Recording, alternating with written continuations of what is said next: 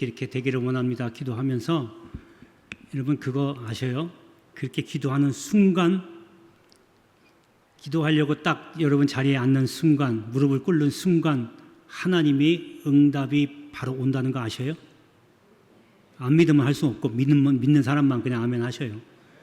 그런데 그 기도를 하면서 그 다음에 말씀드렸지만 기도에 응답하기 전에 항상 먼저 테스트가 있다는 거 꼭 기억하셔요. 근데 그 테스트를 통과를 못하면 또 하나님 기다리시는 거예요. 그래도 기도가 또 어느 정도 때 되면 하나님이 또 테스트를 또 주셔요. 그래서 그 테스트가 잘 통과돼서 넘어가야 기도 응답이 되는 거예요.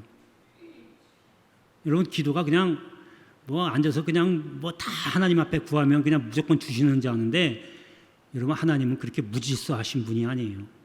질서의 하나님이기 때문에 하나님의 어떤 원리나 어떤 법 이렇게 그 룰에 의해서 다 움직이는 거예요. 여러분 기도만 하십시오. 그러면 여러분들이 믿음이 그대로 다 될 줄로 믿습니다. 여러분 누구 이름을 이렇게 헌금하잖아요. 예물 드리잖아요. 이렇게 되기를 원합니다. 건강 주세요. 복 주세요.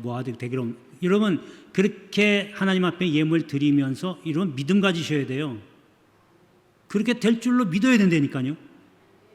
제가 지난주에 말씀드렸잖아요. 하나님의 세계는 믿음에 의해서 움직인다고.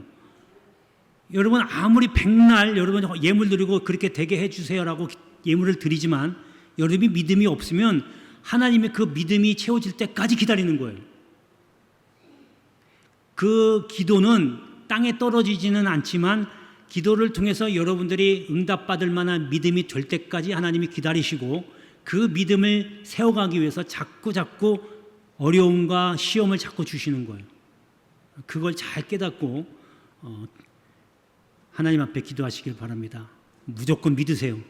안 되는 것도 되게 해달라고. 할렐루야.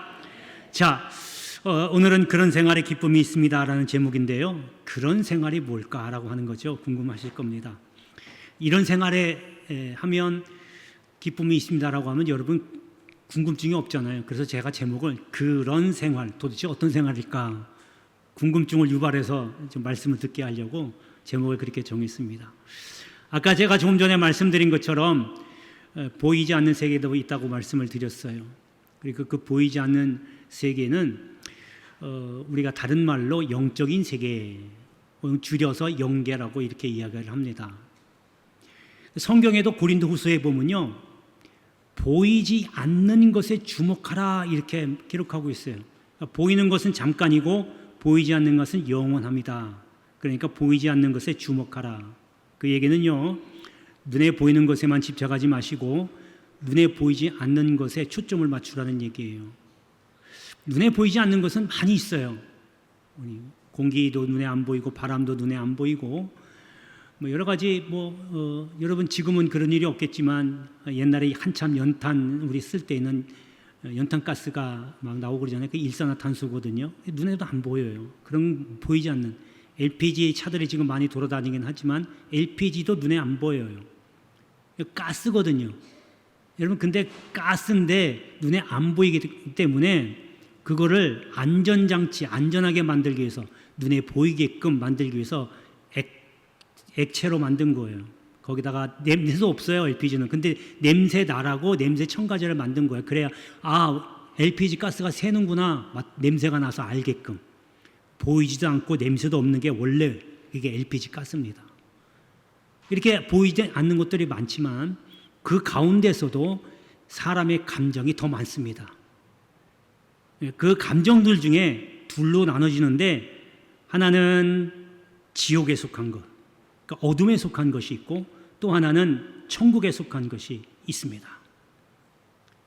그러니까 시기하고 질투하고 욕심내고 게으르고 또 상대방 뒤에서 막 험담하고 수근수근대고 이런 것들은 지옥에 속한 거예요. 어둠에 속한 겁니다.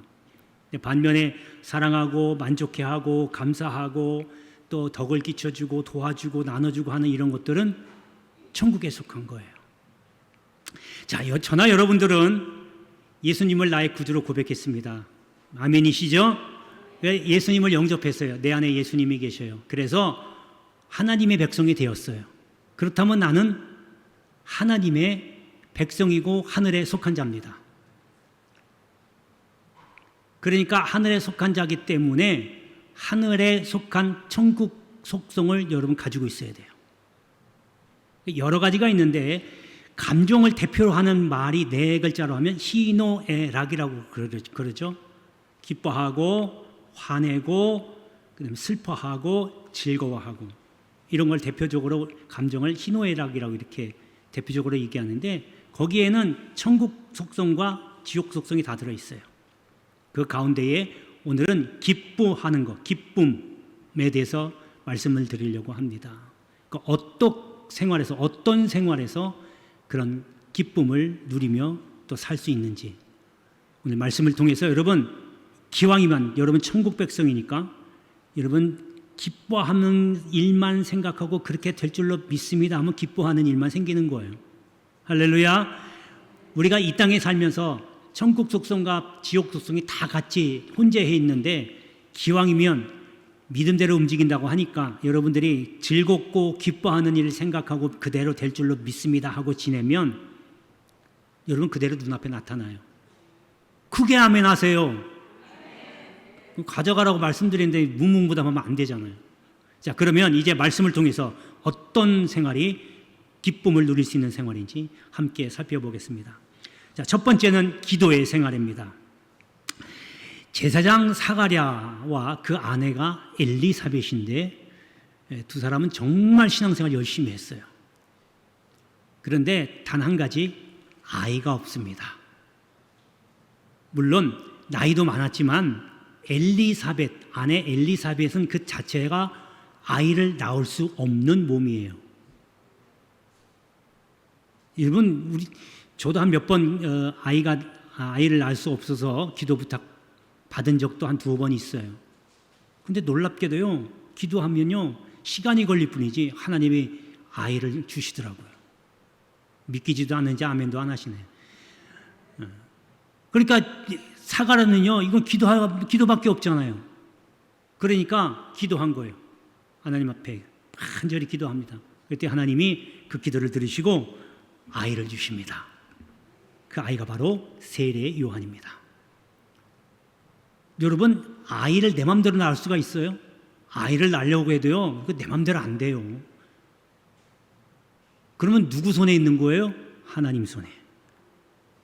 그러니까요, 여러분 혹시 자녀들이 아직 손주들이 결혼을 했는지 모르겠지만 그럼 손주들까지도 생각하면 아이를 원하면 자녀를 원하면요, 뭐 그냥 쉽게 낳겠지 생각하지만요, 여러분 아이를 낳아도 건강한 아이, 튼튼한 아이로 낳아서 자라게 되는 그것도 복이고 은혜입니다. 그러면요, 여러분 미리 기도하세요.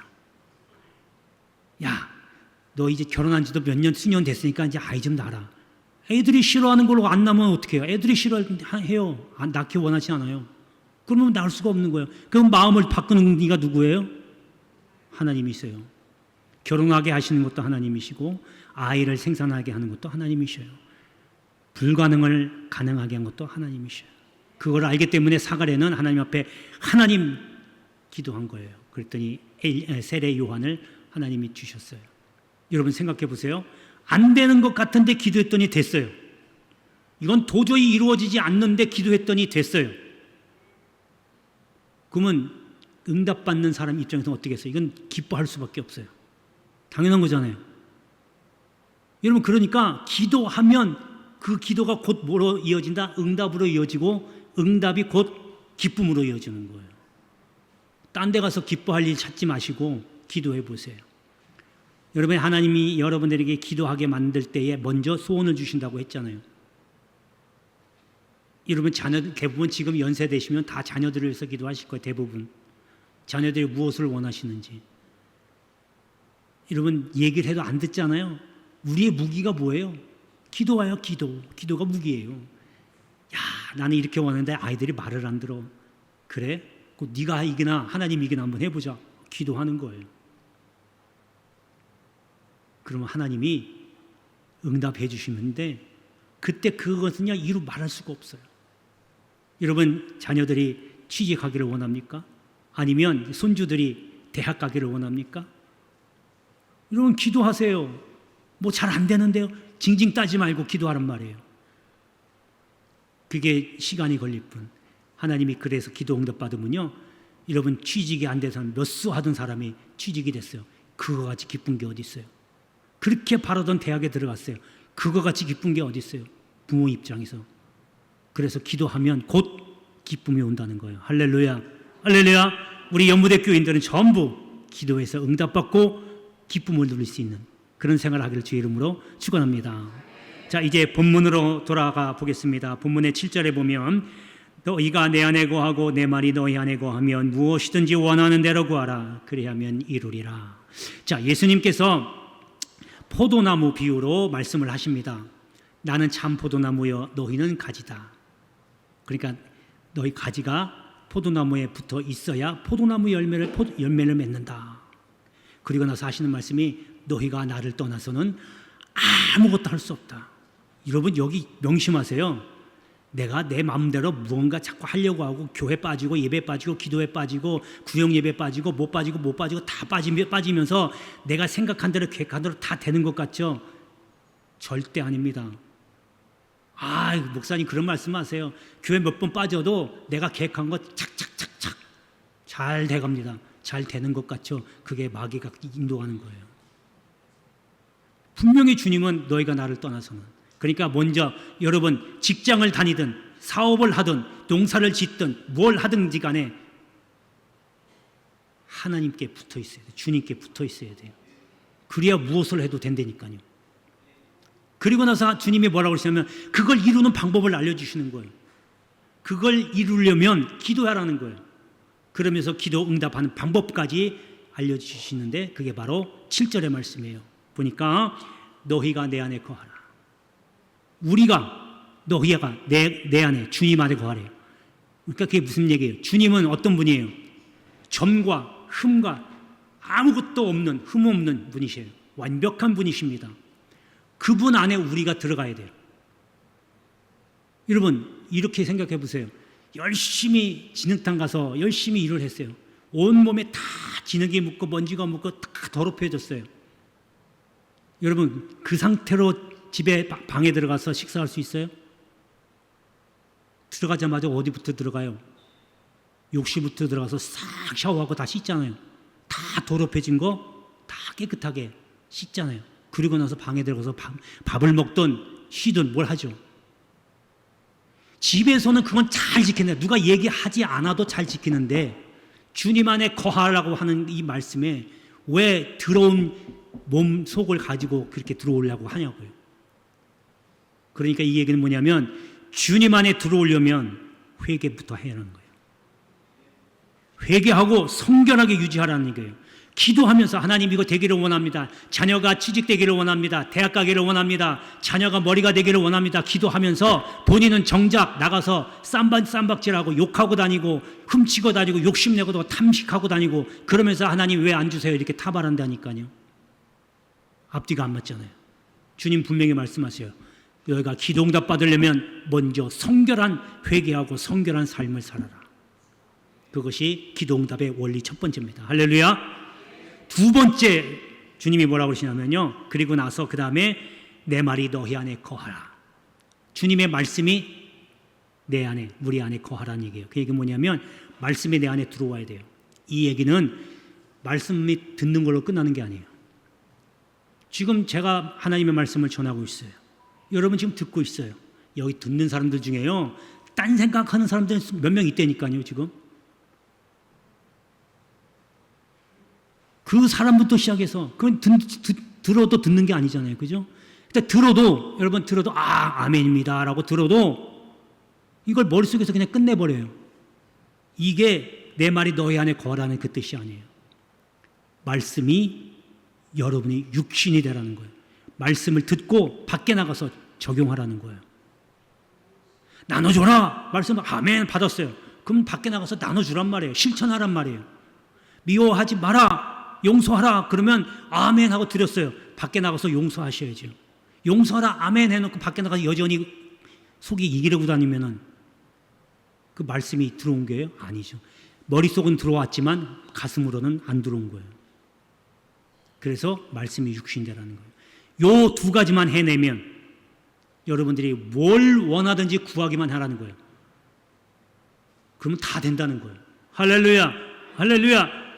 여러분 다 된다니까. 여러분 불치병도요. 그러면 나올 수 있다? 나올 수 있어요. 주님이 하시니까. 이런 빈털털이에요. 하나님 나 조금 넉넉하게 살자. 됩니다. 근데 꼭 내가 원하는 방법대로 하나님이 주지 않으셔도 하나님 방법대로 분명히 주셔요. 내가 단지 이게 하나님의 응답인가 그걸 모르고 지나갈 뿐이지 하나님은 반드시 응답합니다. 그러니까 여러분 기도하시기 전에 이 두 가지 꼭 실천하시면서 하세요. 기도하시면서 하시란 말이에요. 그래서 제일 중요한 건 내가 늘 강조하지만 기도도 그렇고 예배도 그렇고 항상 회개하고 들어오셔요. 기도하기 전에 제일 먼저 기도할 때 회개 기도부터 하고 중보기도 하라는 얘기예요. 그렇게 해야 하나님이 들으시는 거예요. 할렐루야, 할렐루야. 이거는 이러한 기도 생활.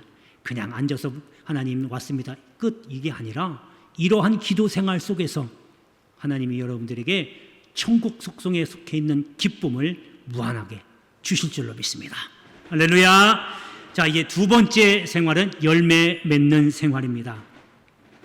자, 아까 제가 여러분들에게 말씀드린 것처럼 저와 여러분들은 예수를 영접해서 구원받았습니다. 그 얘기는 예수를 나의 구주로 고백한다 그 얘기예요. 그렇죠?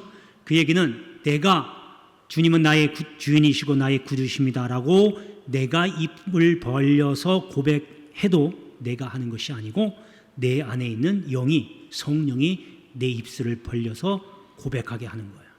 그 얘기 쓴즉 내가 그렇게 고백했다 그 얘기는 내 안에 주의 영 성령이 있다 그거예요. 자, 그러면 내 안에 성령이 있으면 여러분 농사 짓는 거하고 똑같아요. 여러분 대부분 5월에 벼를 심잖아요. 뭐 요즘에는 뭐 산모작도 있어가지고 뭐 빨리빨리 심기도 하는데 대부분 5월이면 다 심어요. 그리고 한 10월이면 다 추수하죠. 여러분 벼를 심을 때 무슨 생각하면서 심어요? 아무 생각 안 하시나요? 너무 힘들어서 벼를 하나하나 모를 심을 때마다 이거 나중에 추수할 때 태풍도 무사히 잘 지나고 무럭무럭 자라서 풍년이 풍성하게 거둬들였기를 바란다라고 하는 그 기대감 갖고 심지 않나요? 뭐 꼭 벼 아니더라도 밭농사도 마찬가지잖아요. 그렇죠? 열매 맺게 원하면서 심어요. 그렇다면 여러분 안에 성령이 있다라고 하면 성령이 심겨져 있는 거예요. 지금 주님이 허락하셔서 성령을 주셨어요. 내 안에 성령이 있다면 성령의 열매를 맺는 게 당연한 거잖아요. 할렐루야, 할렐루야. 그래서 갈라디아서 5장에 보면 성령의 열매 9가지를 설명하고 있잖아요. 사랑과 희락과 화평과 충성과 오래 참음과 자비와 양선과 온유와 절제. 여러분 그 9가지 중에 다 맺으면 얼마나 좋겠어요. 단 한 가지만이라도 맺어야죠. 한 가지부터 시작하시면 돼요. 성령이 여러분들이 임했다면 반드시 성령의 열매를 맺어야 돼요. 성령의 열매가 없다? 여러분 지금까지 헛 신앙생활한 거예요. 죄송스럽지만 한 가지만이라도 맺어야죠. 여러분 이러한 성령의 열매 맺는 생활, 이것이 바로 그 기쁨을 누리게 되는 비결이 될 줄로 믿습니다. 자, 이제 본문 보겠습니다. 본문 8절에 보니까 너희가 열매를 많이 맺으면 내 아버지께서 영광을 받으실 것이요 너희는 내 제자가 되리라. 여러분 열매를 많이 맺으면 하나님께서 영광 받으신대요. 자, 하나님께서 나를 만드신 이유가 바로 하나님의 영광을 위해서입니다. 여러분이 사는 목적이 뭐라고요? 하나님의 영광을 위해서. 그래서 그 영광을 어떻게 돌리냐 하면 바로 여기 표 나온 대로 하나님을 기쁘시게 하는 거예요. 기쁘시게 하는 거 지금 3가지만 늘어났지만 제가 중간중간에 몇 번 말씀했어요. 여기 3가지 말고도 몇 가지 더 있다고. 그 중에 하나가 바로 열매 맺는 거예요. 그럼 하나님께서 영광 받으신대요. 그 얘기는 뭐냐면 나는 내가 하나님께 지음받은 목적을 이루어 드리는 거예요. 그럼 여러분 얼마나 기쁘겠어요. 난 내 할 도리 다 한 거예요. 아무리 내가 배운 게 없고 지식이 없고 가난하게 산다 할지라도 여러분 대부분 뭐야? 사람 된 도리를 하면 그 사람을 존경하잖아요. 그렇죠? 우리도 또한 마찬가지로 하나님께서 나를 지으셨으니 내가 하나님의 지으신 대로 사람된 도리를 다 한다면, 사람된 목적을 다 이룬다면 그것 또한 기쁨이 어디 있어요? 더 이상 기쁠 수가 없죠. 여러분, 우리는 못하지만 주님은 하실 수 있습니다. 나를 통해서 하나님께 영광을 돌리고 쓰임받을 수 있는, 그래서 열매를 맺는 그런 생활 되기를 주의 이름으로 축복합니다. 자, 이제 마지막 세 번째는 사랑의 생활입니다. 여러분, 성경은 66권이 1189장이에요. 총. 그 1189장 중에 핵심장을 뽑으라 하면 요한복음 3장 16절입니다. 하나님이 세상을 이처럼 사랑하사 독생자를 주셨으니 이는 누구든지 저를 믿는 자마다 멸망하지 않고 영생을 얻게 하려 하심이라. 요게 1189장의 가장 핵심되는 장 하나예요. 3장 16절. 근데 요걸 또 요약을 하면 사랑이에요. 그 이야기는 성경 66권은 사랑 이야기라는 거예요. 하나님께서도 구약에서 십계명을 통해서 하나님 사랑하고 이웃 사랑하라. 주님이 또 오셔서 완결편으로 뭐라고 그러셨냐면 내가 새 계명을 주노니 서로 사랑하라. 내가 너희를 사랑한 것 같이 사랑하라. 그러니까 뭐예요? 성경은 결국 사랑하라는 얘기입니다. 그래서 여러분, 사랑을 하게 되면 기쁨이 따라와요. 그냥 저절로. 사랑은 어려운 게 아니에요. 여러분, 고린도전서 13장에 보면 사랑에 대해서 이야기를 하고 있잖아요. 사랑은 오래 참고 온유하고 시기하지 아니하고 자랑하지 아니하고 교만하지 아니하고 성내지 아니하고. 여러분, 일단 여기까지 제가 말씀드렸는데 요 지금 6가지 중에 한 가지라도 실천하고 계신가요? 오래 참습니까? 온유합니까? 화내지 않습니까? 시기 질투하지 않습니까? 교만하지 않습니까? 이거 하셔야죠. 사랑은 이렇게 하는 거예요. 그러면 여러분 사랑하는 생활을 하고 있는 겁니다. 여러분, 오늘 본문에 보면 9절에 보니까 아버지께서 나를 사랑하신 것 같이 나도 너희를 사랑하였으니 나의 사랑 안에 거하라. 여기 3가지 뜻이 있는데요. 첫 번째가 아버지께서 나를 사랑하신 것 같이, 어떻게 사랑해야 하는지 사랑의 표준, 사랑의 기준입니다. 주님이 나를 사랑한 것 같이, 내가 너희를 사랑한 것 같이 너희도 사랑하라 그랬잖아요. 그럼 주님이 우리를 어떻게 사랑했어요? 주님이 희생하셨어요. 죽으셨어요. 여러분, 그래서요, 분명히 말씀드리지만 희생하지 않는 사랑은 사랑이 아닙니다. 세상 사람들은요, 다 자기 이익에 따라 사랑한다고 고백해요. 자기 이익이 없으면 등 돌리는 게 세상이에요. 주님은 우리를 위해서, 여러분을 위해서 자기 몸을 버리신 희생적인 사랑입니다. 그래서 첫 번째가 희생적인 사랑이고요. 두 번째는 나도 너희를 사랑하였으니 라고 하고 있습니다. 이거든요, 본을 보여준 거예요. 그러니까 여러분, 사랑합니다, 사랑하고 축복합니다 인사하잖아요. 그러면 사랑했으면 본을 보여주셔요. 입술로만 그냥 사랑합니다 고백하지 말고 어떻게 사랑하는지 본을 보여주셔요.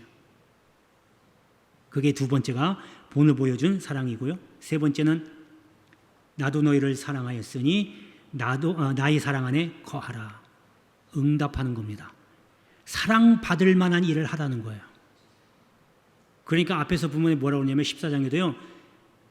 내 계명을 지키는 자라야 나를 사랑하니 나도 그를 사랑하여 그에게 나를 나타내. 하나님께 사랑을 받을 것이요 주님도 나에게 나를 나타내겠다는 거예요. 주님이 내 안에 계셔서 주님을 보여드리겠다는 거예요. 여러분, 주의 계명을 지키는 자가 진짜 주님을 사랑한다는 거죠. 주의 계명이 뭐예요? 말씀 순종이거든요. 아까 좀 전에 두 번째 사항 말씀드린 것 중에 말씀이 육신이 된다는 거 있잖아요. 이게 순종하는 거예요. 이게 계명을 지키는 거예요. 계명을 지키면 말씀이 육신이 되는 거고, 말씀이 육신이 된다는 얘기는 곧 순종한다는 거예요. 그러니까 여러분, 순종하면 기도가 응답되는 거예요. 할렐루야, 할렐루야. 순종하면 주님 사랑하는 거예요. 왜냐하면 그 계명에 다 하나님 사랑하고 이웃 사랑하라는 계명이 다 들어가 있거든요. 원수를 사랑하라 기록되어 있고, 또 오리를 가라 하면 십리까지 같이 가지고, 주라 하면 거절하지 말고 주라고 했어요. 이게 다 이웃 사랑하고 하나님 사랑하는 거예요. 그대로 순종하면 하나님 사랑하는 겁니다. 여러분 경험해 보셨지만 내가 받는 것보다 주는 게 더 기뻐요. 믿죠? 맞으시죠? 안 해봤으면 몰라요. 받기만 하면 이 주는 사랑은 절대 몰라요. 한번 해보세요. 여러분 줄 때 아까운 생각이 있을 거예요. 아까운 거 그냥 잃어버렸다 생각하고 줘보세요. 그리고 줄 때 주님의 이름으로 드립니다 하고 드리세요. 그러고 나면 그 다음에 마음이 얼마나 기쁜지 아세요? 식사라도 한 끼 대접해 보세요. 아까워서 못한다 이러면 아까운 돈은 그대로 있지만 그 돈은 돈 갖고 못 사는 평안함, 기쁨을 못 누리는 거예요. 떡볶이 하나라도 한 그릇이라도 먼저 사줘봐요. 얻어먹지 말고 맨날. 거기서 기쁨이 온다니까요. 여러분 하나님의 사랑과 이런 하나님 천국 속성은요 거창한 게 아니에요. 여러분 실생활 속에서 자그만한데 이런 데서 오는 겁니다. 할렐루야, 할렐루야. 작은 실천 큰 기쁨 이렇게 돌아올 줄로 믿습니다. 기도하겠습니다.